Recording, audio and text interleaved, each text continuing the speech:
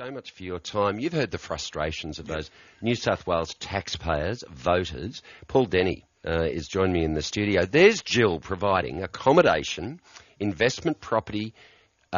She's paid the taxes and charges. She's being smashed on land tax. She's selling up. She's going to Queensland. You must hear this every day. Tim, we see it every day, and look, Jill's situation is certainly not unusual at all.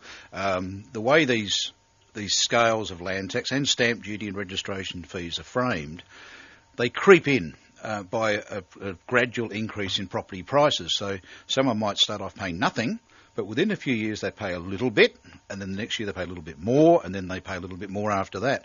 And all of a sudden these poor people are getting a bill for about $8,000 or $10,000.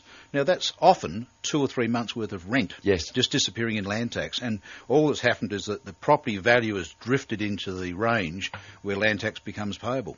Let's start. I read a report, and Jill, stay on the line because I'd love you to hear about this, because I read a report you wrote, and I remember back in 1979, at age 18, but I'm a 61 baby, I bought my first investment property, and you just heard me say $55,000 for a 2-bedroom unit, had no dough, mum and dad helped out, the deferred stamp duty, the deferred charge here and there, because that government at the time said, we'll give Tim a hand.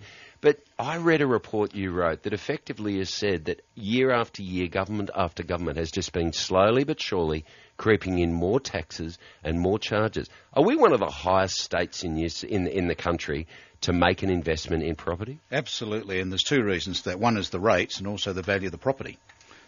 So they both compound to make it just astronomical.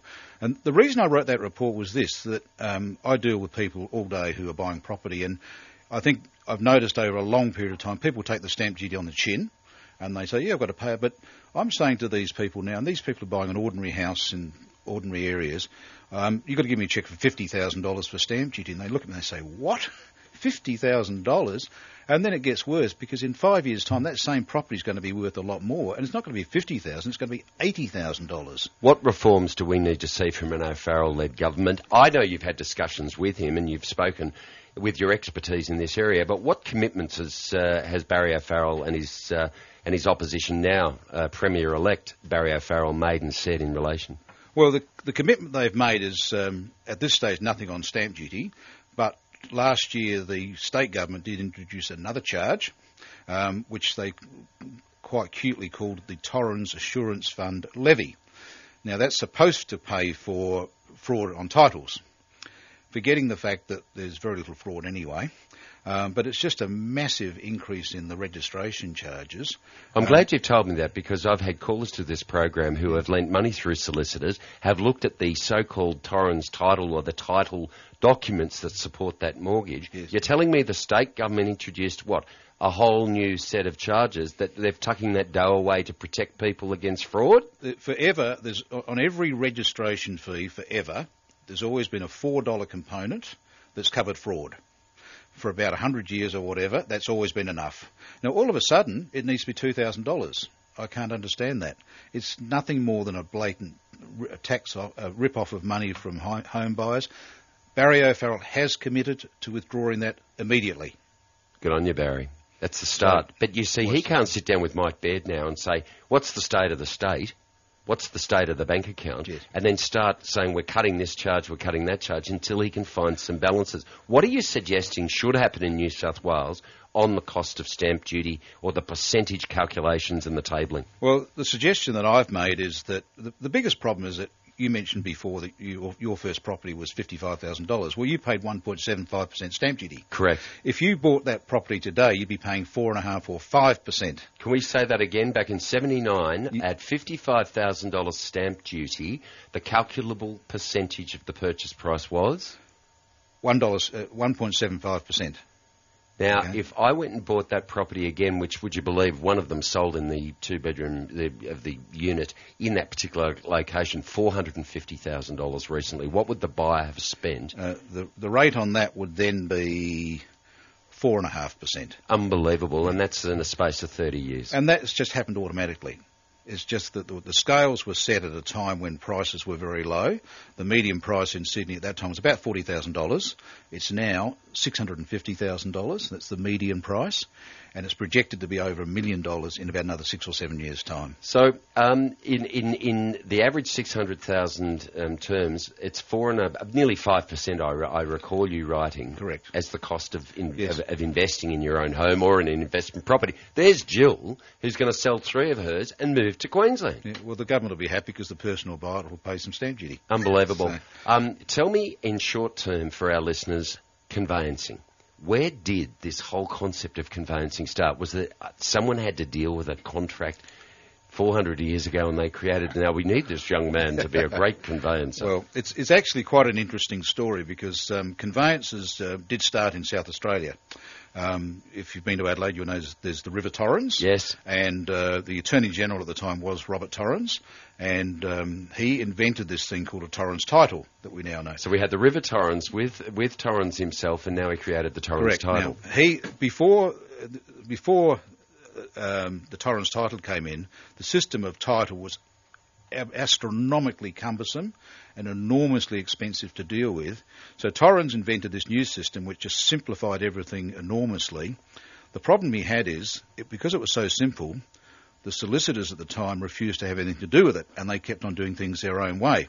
So Torrens said, okay, well, if you won't do it, I'll invent these people he called them land brokers. We now know them today as conveyancers. Yes. So consequently, when the torrens title system was introduced in the rest of Australia in subsequent years, the legal profession embraced it. 1332. If you've got a question about your torrens title, your strata title, or anything to do with conveyancing, who would you ask? Paul Denny, because when all you do is conveyancing, you get very, very good at it. We're going to catch up with Matt de Groot down in Melbourne at the Formula One. I mean, you and I have been so busy, you conveyancing, me preparing a program. The F1's on in Melbourne. Apparently it is, and the Swans had a draw today too. Very good, and Manly won as well. I'm with Tim Shaw here on Legal Matters with Paul Denny. We'll take your calls. Any issue or question you've got on conveyancing, and something as we wait for Matt to come up. In the peak of, that whole boom in New South Wales property prices, we saw a lot of people springing up in the conveyancing business. You've been in conveyancing for 32 years. Right. You've seen a few come and a few go? More come in New South Wales because conveyancing by conveyancers has only been in New South Wales since 1993. So consequently, a lot of people are studying to do the course and coming on. So the balance between solicitors and conveyancers is changing. There's still more solicitors, but there are more conveyancers year by year. Is it a scale fee generally? Generally, it's a flat fee. Everyone sets their own fees. There's benchmarks, I guess, but at the end of the day, you've got to do the job properly and professionally without taking shortcuts. So if you charge a fair price, people will come to you. We'll take your calls. We've got Paul Denny in the studio, 1332. We'll take a break. You're with Tim Shaw here on Legal Matters. Have you got a question on conveyancing? Do you agree with Paul that we're paying too much for these stamp duty charges? And give us your own horror story. I know of a bloke that bought a property, $85,000 in stamp duty he paid, lived in it for 6 weeks. Yes. 2.5 years after the family court matter, it was finally sold. You're with Tim Shaw here on Legal Matters, 1332. Legal Matters on 2UE 954. 2UE. Thanks to Crim Law, criminal defence lawyers. crimlaw.com.au. If you've got the projects, Azito's got the tools for you to give it a go. Attack the paths with an Azito blower vac.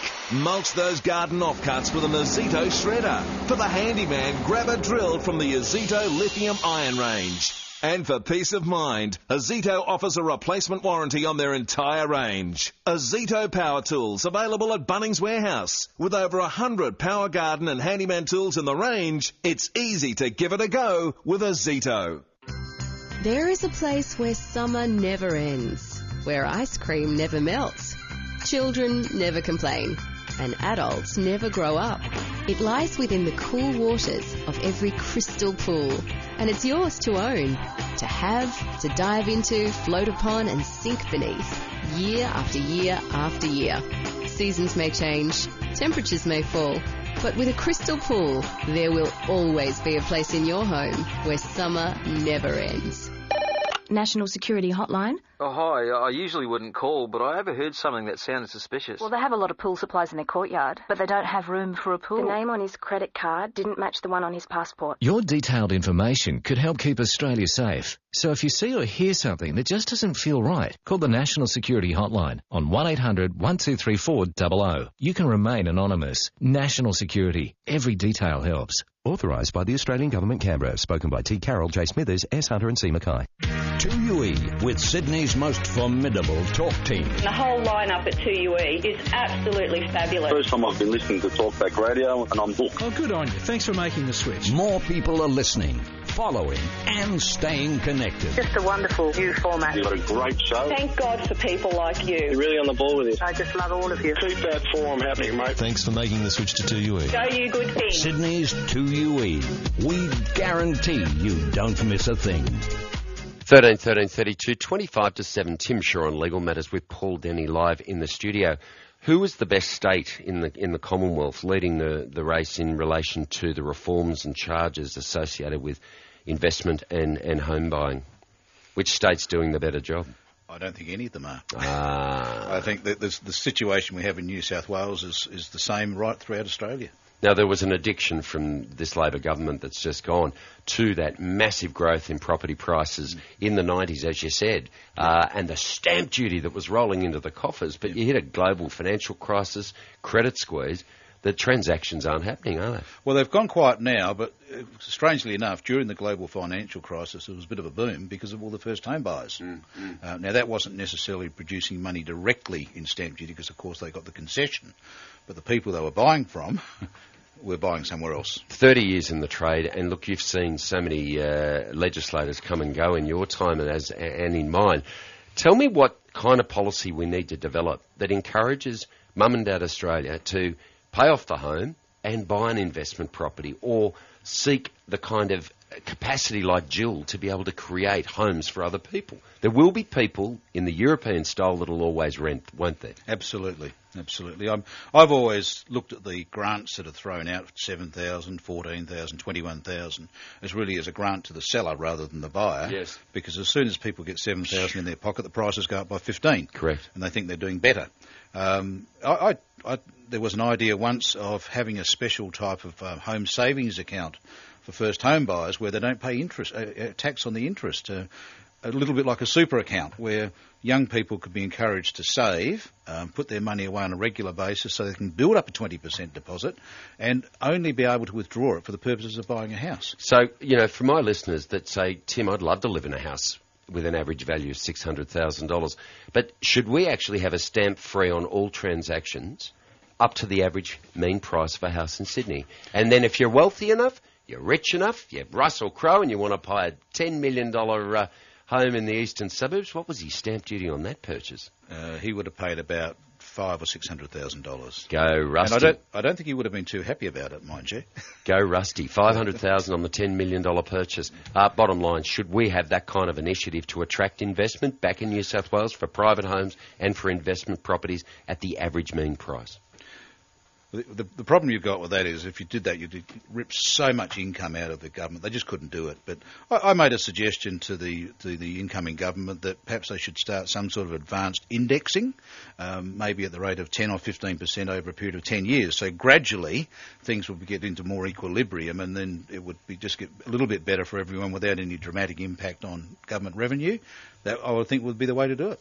I want to thank my guest, Paul Denny. We've got Norris Smith from Police Media coming up in just a moment, but I just want to thank you so much for the time of coming in here today. 5% of the average price is outrageous. Where should we pull it back? Should it be somewhere in the order of 2%? 2.5% would be a rate that people would understand is okay.